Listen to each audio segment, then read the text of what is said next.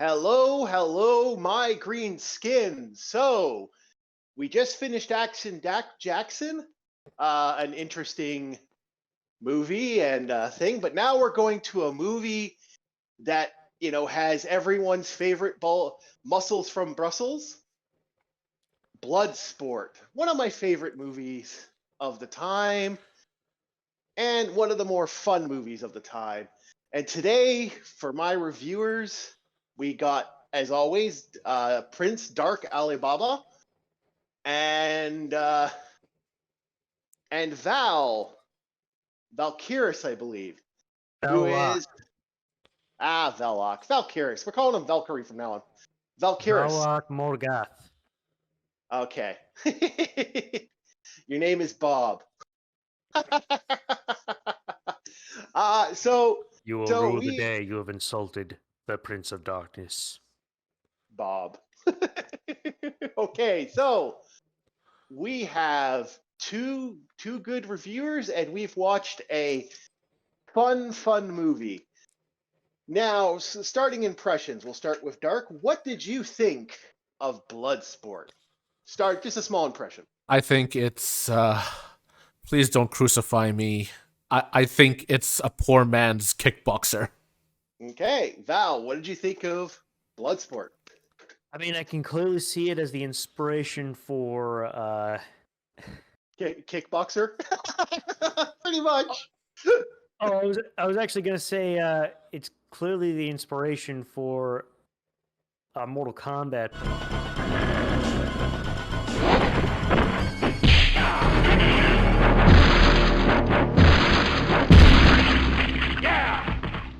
Johnny Cage wins fatality.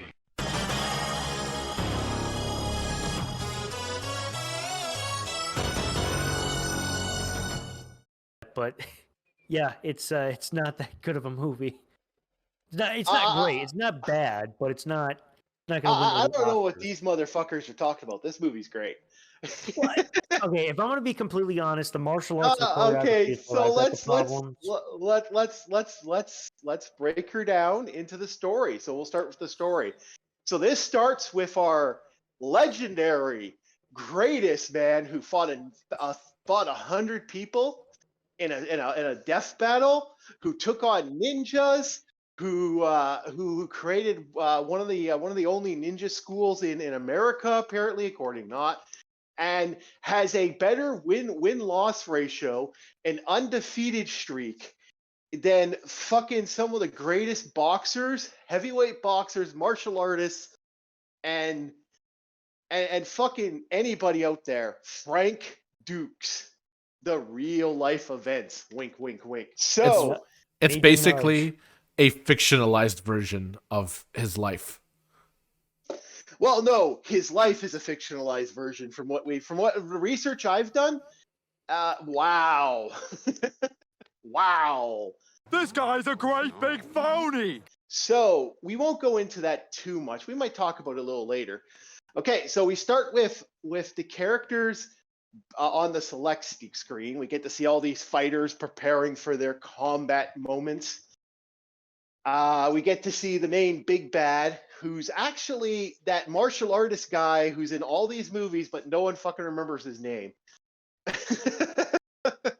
He's like the other guy who's in all the martial art movies that no one fucking knows his name. Yeah. Or that other guy that everyone sees in martial art movies that no one knows his name. Yeah, I mean, just watching the movie, you can clearly see that these guys were the inspiration for Mortal all the Kombat, yeah. all the Mortal Kombat characters. Actually, I'd hate to say it. I think it's the inspiration for the martial art movies that came out after it. I think That's it's even a pre. worse. That's even worse. It is in a way, but yeah, it really is. So you got Frank Dukes remembering his past, and you get his montage of training, which has some bad child actors, and a well-known Japanese, I believe, a Japanese star who played Hansre Hanzo and a couple other things. He's had a second life in recent films. So he basically taught him the secret art of ninja. So he escapes the military, goes to China, which gets an interesting back thing where he meets up with this biker guy, and they bond and become blood brothers over a game of karate. Which I understand.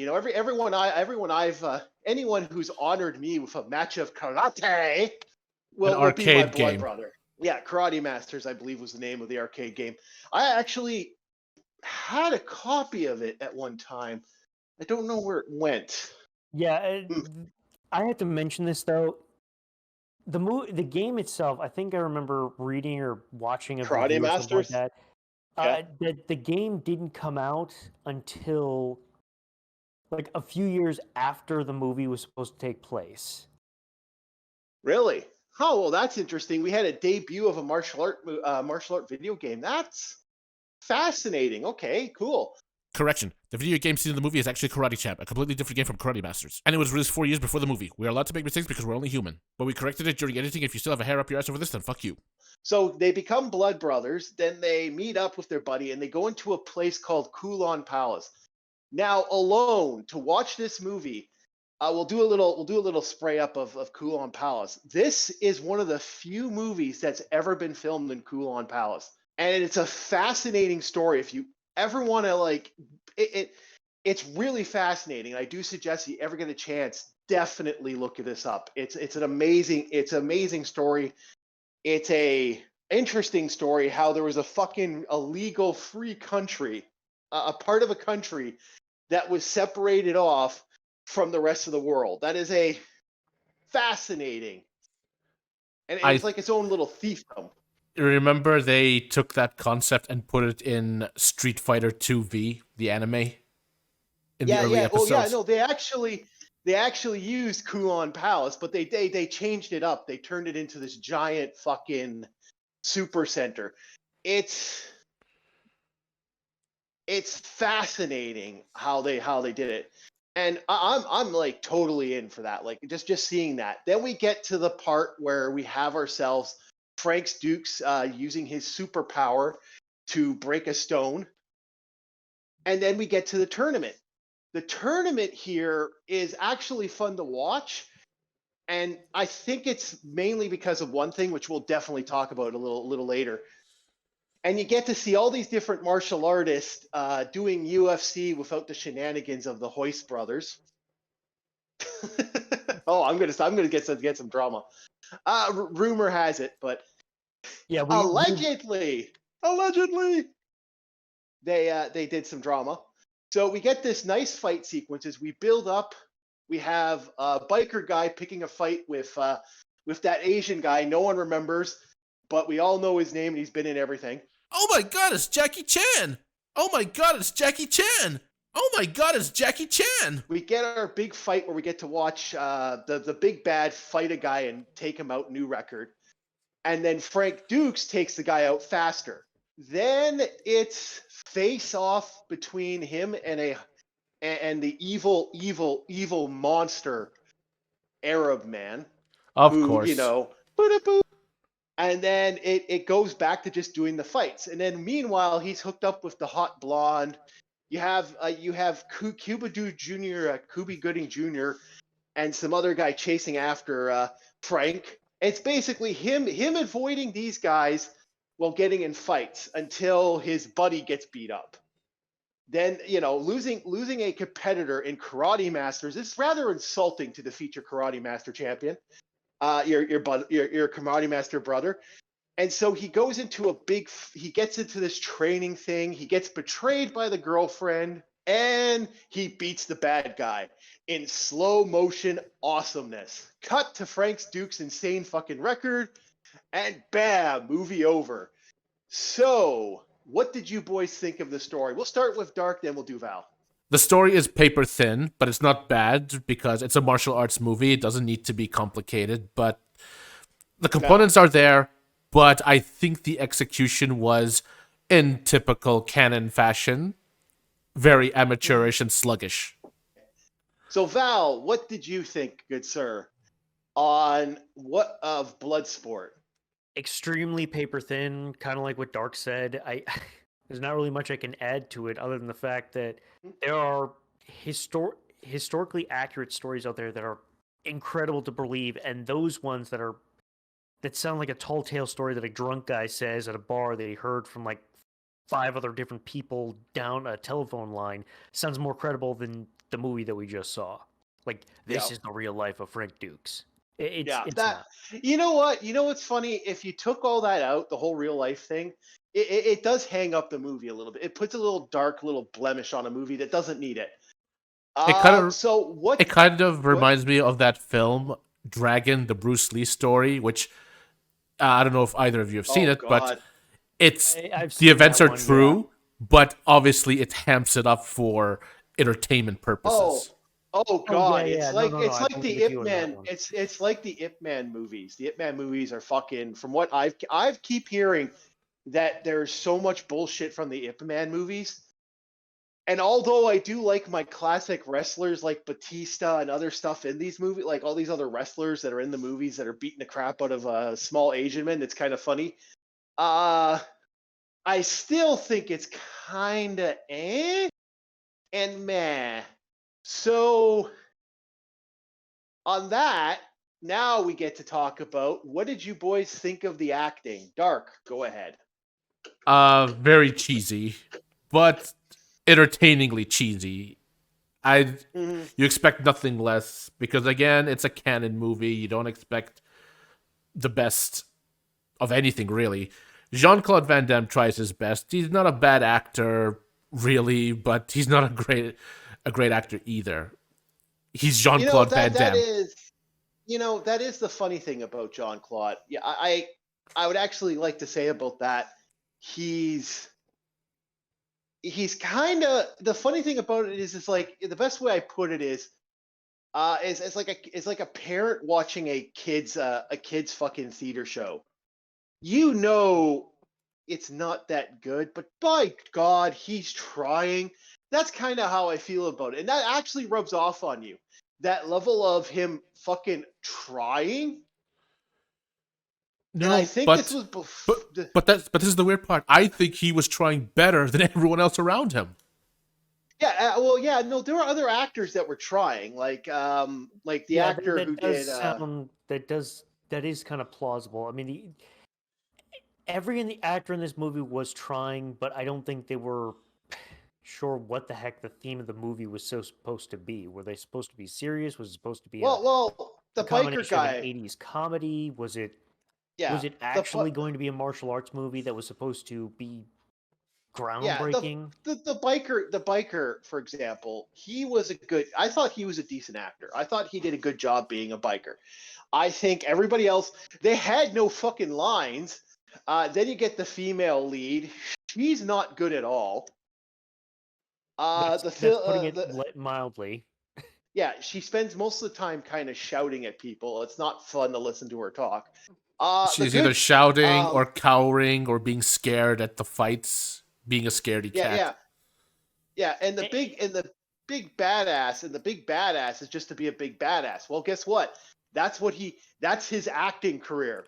Like that actor is one of those big badass motherfuckers who's the big badass motherfucker. That's it. I've heard he's actually a nice guy. From what the few people there's a few of them I've actually heard are really nice guys when it comes to this. And he's one of those guys that apparently, if you approached him and go, oh, you're thinking, he'd be like, oh, cool, he'd be kind of chill apparently, but I don't know how truthful that is. I've never met him. It's weird. It's weird. You always hear stories that the baddest villains, the most despicable people in movies are always, the actors are like the nicest people on set. One story is Biff from Back to the Future. A great example of that would be Vincent Price. He played some of the most devious characters in film, and he was apparently one of the nicest people you could ever meet. Well, Christopher Lee was another good example of that. Like, apparently Christopher Lee, he kind of had a I don't take shit from anybody attitude, but he was also known for being kind of like he could be a laid back person. Like this is, and then Christopher Lee fought in fucking wars. Another good one was you're talking about Biff and Back to the Future. Go ahead, Dark. Tell us about that story. Well, not much to say. Just actors, like you saw how bad his character is throughout the trilogy, but the actors have said nothing but how he's the nicest person they've ever met in their lives, or at least on the set of the movie. Yeah, and he's like I've heard another known guy is Leslie Nielsen. Leslie Nielsen in his early career plays a tough. Like he played a tough. Like it wasn't until his later careers. And apparently he was an absolute sweetheart. Like he's one of the you'd run into him and he was just so fucking he was so energetic even in his 60s and 70s. Yeah, no, that's just how it is. Some guys are fucking like that. Just they just have this aura of thing. But that seems to be the general gist. And but let's get to the fight choreography. We'll start with Val because Val really wants to get into that one. Go for it, man. All right. So comparing the fight choreography of this film to films before and after, we have to look at the speed. In the very beginning, it's really simple, slow, and I even say lazy at times in the very beginning.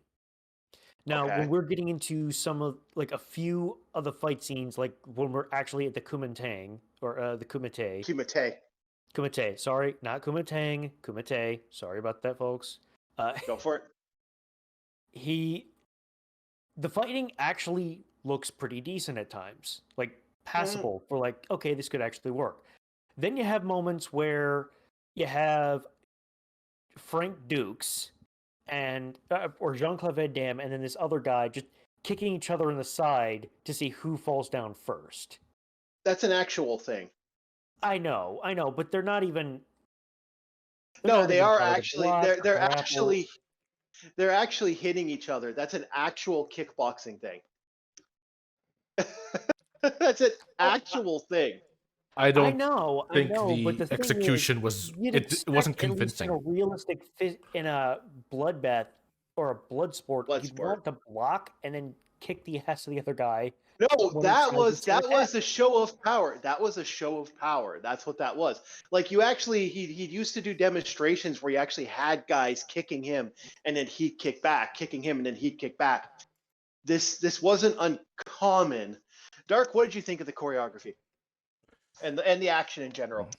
I think it was sluggish. I mean, on the one hand, you're watching some of the fight scenes and you're like, all right, this is cool, but they always want to do this thing where they want a close up of the final blow. So they'll jump cut to the guy getting kicked or punched in the face or from some other angle.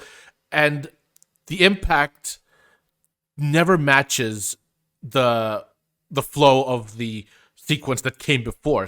I don't know if anyone noticed this, but the final blow did not look like it matches with the preceding attacks. Yeah, Well, no, we I had agree with you on that. That actually seemed like like it didn't even belong. yeah, Like but in it a was a more part of like a modern different sequence of day, attacks, and it just was thrown in yeah, there but because it looked cool. the more modern day martial art movies that they're more fast paced. They attend to a more fast paced setting.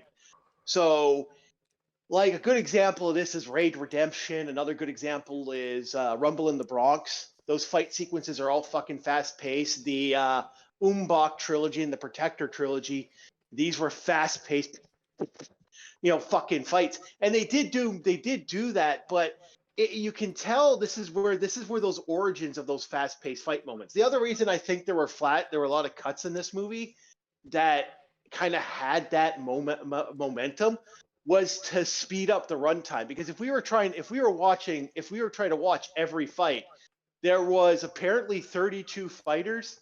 So if you count 32 fighters, that's 32 people that are fundamentally, we would have to sit that the movie would be 3 hours long In if that we had to watch case, 32 fights. then the fights were not well choreographed to accommodate the runtime of the movie. No, they were. That's why they have those quick jump cuts. That's why they have a couple seconds of fight and then bam, a couple they do a fight montage. That's actually what they're doing. They're doing that lead up to tournament, lead up to Frank Dukes, lead up to this, lead up to the key characters' martial art maneuvers. That's why he's have those quick, fast kicks. and quick cast jumps. My biggest problem is the last fight. The last fight, although awesome, also sucks It's because that almost and he's all slow mode and shit. That is awful. Like you know what? The sad thing is, child me watching this thought that was the most coolest thing he ever saw. Adult me looks at that and goes, "Fuck." yeah, it's almost as if Zack Snyder took over directing. Mm-hmm. And that's never something you want to have. But the cinematography otherwise was well done. Another thing I need to point out regarding the biker guy, whatever I forget his name, is that his fights don't even look choreographed at all. It's like they told the actor, "Yeah, just get in there and do stuff." Because he looks. That was the idea. He was a street fighter. That was the goal. He was designed to be not a martial artist, a brawler, a straight street fighter. He wasn't a boxer, wasn't any other stuff, just a straight fighter. Yeah, even then, a Street Fighter has some kind of finesse with his fight styles. This guy was Not just really. throwing the guys around. Not really. I would When I say disagree. a finesse, I don't mean like he's jumping around like Jackie Chan or Bruce Lee or Jet Li or Donnie Young or I can't remember the name of the actor from Ong Bak the Thai Warrior, but he's not like any of those guys. Yeah, no. The problem with it that's kind of what he was, just an untrained fighter. He did have some fighting stances. You did see kind of he had his thing, but he was low guard. He had his hands lower to the guard. Like that was the point. He was just meant to be a brawler. That's all he was meant to be.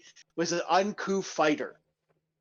Maybe he had some karate or something like that, but that's all he was. He was this fucking crazy ass uncouth fighter. Other rumor was that this was supposed to be a trilogy. There was supposed to be like multiple movies, but they never that never happened. That just kills the credibility of this film being, based off a true story right out there. Well, no. Frank Dukes apparently had more tales. Yeah, I'm So- pretty sure he did, given the guy's supposed track record of 300 and what? 60 367. I can't remember what the number was. We'll have almost the number pop 370 up. wins, and he's the Yeah. heavyweight champion of like Muay Thai. Muay Thai. And I'm like going, Muay okay, Thai, first yeah. off, that sounds Muay Thai. BS beyond all belief. Yeah, it Bruce does, it Lee, say what you will about the guy, even he was not going to inflate how much What of a was good it? fighter 200.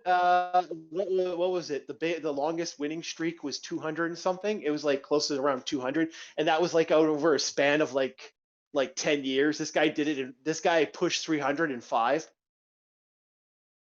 So it's like that's insane.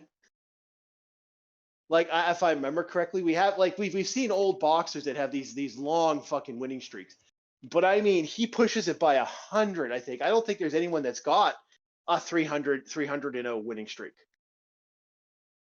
But that's the thing. This guy's just in life. Let's just put it that way. We don't know. But anyway, it was really kind of funny how they did that with the fighting.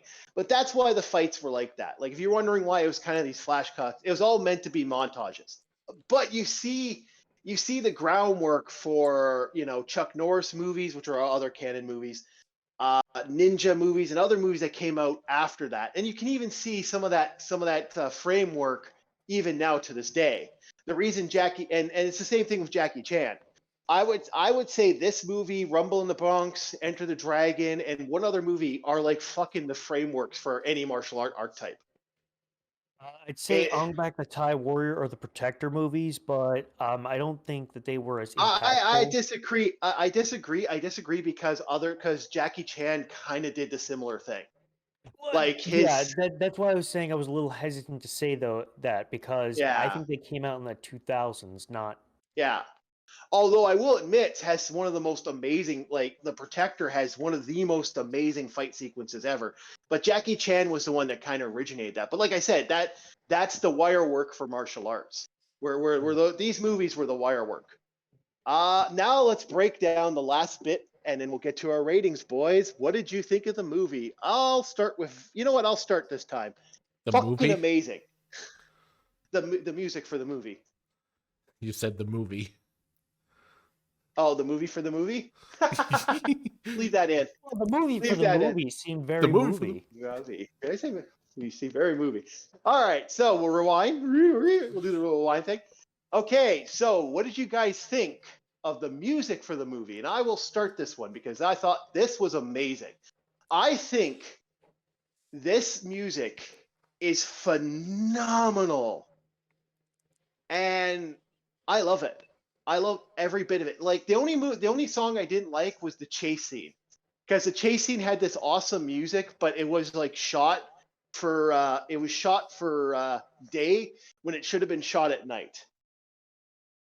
And I love every part of it. It really does fucking, the sparkle sound and all that stuff. It really does psych you up for fight sequences and stuff. Like even when the bad guy's like bow, bow, bow, when he's fighting, when he finishes somebody off, it's perfect. Like this is actually amazing. I love listening to this. Like I actually do listen to this on occasion. Dark, what did you think of this music? The music for me is the highlight of the movie because it's Stan Bush. How can you listen to Stan Bush and say, meh? There's something wrong with you if you don't like Stan Bush. I will die on a hill defending that point. Yep. Val, what did you think of the music? Aside from the chase scene song, I think every song was perfectly fit. Definitely inspired a lot of Mortal Kombat and Street Fighter 2 soundtracks. Mhm. And yeah, I can't hate Stan Bush. I can't hate Stan Bush's music. I mean, It's anyone sad. tries and says that, Stan Bush isn't a great thing. Okay, first off, you and I are going to have a long talk down this dark alleyway. Mhm. Yep, kidding. But the music was really good. It fit the movie, and I'm fairly certain that if the script was a little bit better, if the choreography was a little bit better, I can definitely say that it would have fit perfectly with the movie. Like it wouldn't just be a cult classic, it would probably be marked up as a classic just on the music alone. Yeah.